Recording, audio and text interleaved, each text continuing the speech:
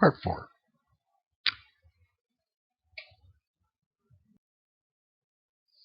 So I've already told you about Gerald Nye and people protesting the war that hasn't come yet. Let's talk about what's going on over in Europe. So Mussolini, remember him?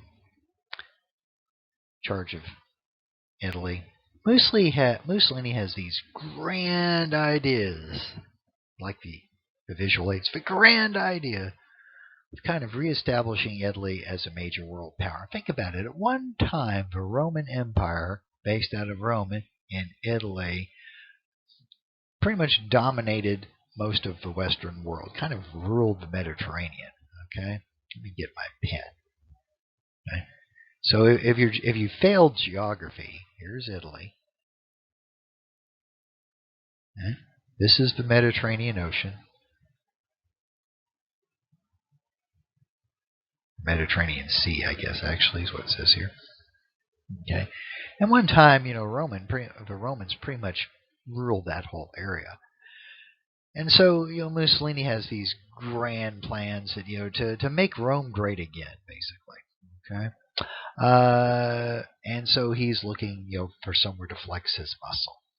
So one of the first things he does is around 1935 or so, the Italians will invade Ethiopia, which is down here. What the? You're trying to reestablish the Roman Empire. This seems like a weird place to go. All right. But, and I don't know a whole lot about this, but apparently there was like an Italian colony there. The Italians had a footprint down in this area. I think they were in Somalia, if I recall, but don't quote me on that. Maybe it was Ethiopia. But the Italians were down here and had a presence in the area, and that was like their excuse to somehow wage war in Ethiopia. And it's, not real pretty because Ethiopia is a very underdeveloped third world type country without much military. The Italians have tanks and bombers and airplanes, and so the Italians will of course defeat the Ethiopians. Okay. That seems weird to me if you're trying to reestablish the Roman Empire. This is pretty far away, but that's where they went. Now, if you're the Ethiopians, is there somewhere you can complain? Is there somewhere you can go? An international body of collective security that's supposed to help maintain the peace? How about the League of Nations? Yeah, you can go to the League of Nations and complain, and the League of Nations can do what? Fire up a snarky letter, send a Mussolini a nasty telegram, maybe bring some sanctions. It's really the same situation that China had when Japan invaded Manchuria back in 1931. It really comes down to the League of Nations doesn't have a lot of tools at its disposal to fight this sort of thing. And so, there you go. The Italians are in Ethiopia, and no one seems to be able to do anything about it. Then something else will occur.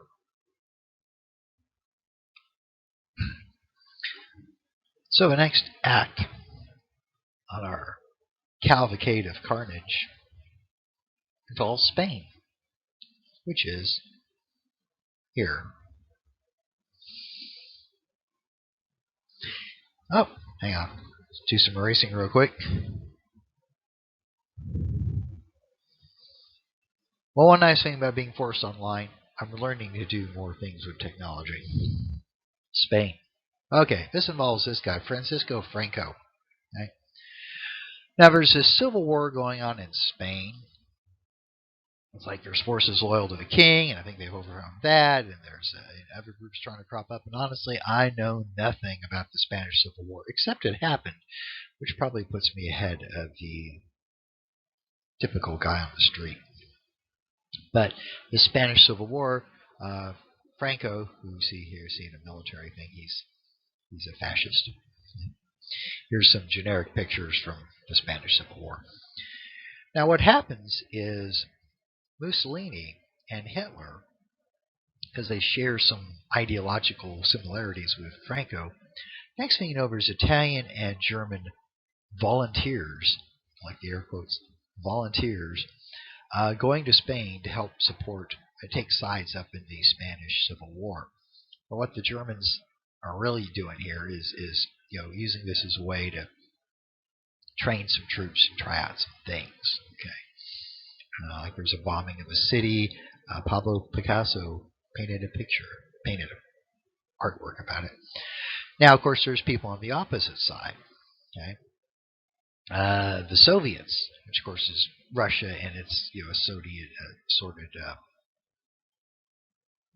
joint members of the Union of the Soviet Socialist Republics, which of course is dominated by Russia, have sent, the communists are sending people to fight against the fascists, because fascists and communists don't really like each other.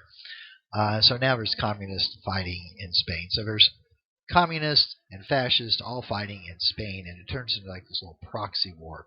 Okay, and we don't need to know a whole lot more about that because this is, after all, U.S. History Survey course. Now, to step back to Ethiopia for a minute, I forget to mention this sometimes because it's not on the slide outline here. But in response to the Italians, attacking Ethiopia, the United States Congress had passed some various neutrality laws trying to keep us out of things like this. Okay, and the early laws aren't real consequential. I mean, we don't worry about them. Just it happened. Okay. Then you have the Spanish Civil War, and then of course there's the thing going on in Japan and China, and the U.S. gets more and more convinced that neutrality is the way to stay out of these things. Okay. And so in 1937 is the big Neutrality Act. Okay, so there's at least one earlier one, maybe two, but the one you need to know for the test is the 1937 one. Okay, let's see what it does here. 1. No sale of war materials to countries at war. Okay. Remember? I'll get to that in a second. So, tanks, airplanes, guns, gunpowder, shells. You don't sell those kind of things to countries that are at war because now you're just being an enabler. You're just helping them, commit carnage. Now, one question is, what exactly is a war material? Airplanes? Sure. How about sheet aluminum? Well, you could use to make that airplanes into that. So what exactly is a war material? That's something that they have to kind of sort out as they go, I suppose. 2. No loans to countries at war. Don't lend money to countries that are at war. Because if you do, what do they start losing? You could lose your investment. Then you might be tempted to interfere and try to keep them from losing. Okay? Remember, Nye and his commission. Okay? Cash and carry. Countries that are at war, they do want to come over and buy stuff from us. Of course, they can't buy war materials, but they want to come over and buy other things, corn or wheat or something. They can do that, but they have to carry it on their own ships. Come over, pay cash, because remember, we're not making loans to countries that are at war. There's no credit. Okay? Literally pay for it, carry it out on your own ships. Okay? We don't want American ships having to transport goods into war zones. That got us in trouble in World War I. Wilson's insistence that we have freedom of the seas. Which leads us to this one. No Americans on ships belonging to countries of war. It says of war. It should be at war. Okay? No American should sail on ships that belong to countries that are at war. Now this ties right in with Lusitania. Remember, Lusitania was a British-flagged ship. She was sailing into a war zone, and Americans on board died. Okay? Well, one way to avoid that is don't sail on ships that belong to countries at war because they're subject to attack. Okay? This idea that we as Americans should be able to get, on another country's flagged ship, and sail into a war zone and somehow be protected because we're Americans is nonsense. Okay? So all four of these things, though, basically tie in with things that got us into World War I. Okay? Or at least what people like Nye and people who subscribed to his ideas felt had gotten us into World War I. They go back and they look at the lead up to our declaration of war of Germany in 1917. They look at things Wilson was doing, and now the Neutrality Act of 1937 is forbidding all those things. Okay? This will, of course, keep us from getting involved in another war should one occur. Or not. See, one of the problems with learning from history is sometimes you learn the wrong lesson. Or you find a situation that looks like an earlier situation, but isn't exactly the same. So these laws are all passed to help prevent the kind of thing that got us into World War I. But that doesn't mean that a second World War will come exactly the same way. Okay? So I sometimes like to facetiously say the lesson of World War I is if you prepare for war, you get war.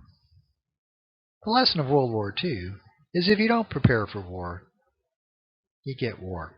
Well, I'll leave you to ponder that one while I go to the next slide.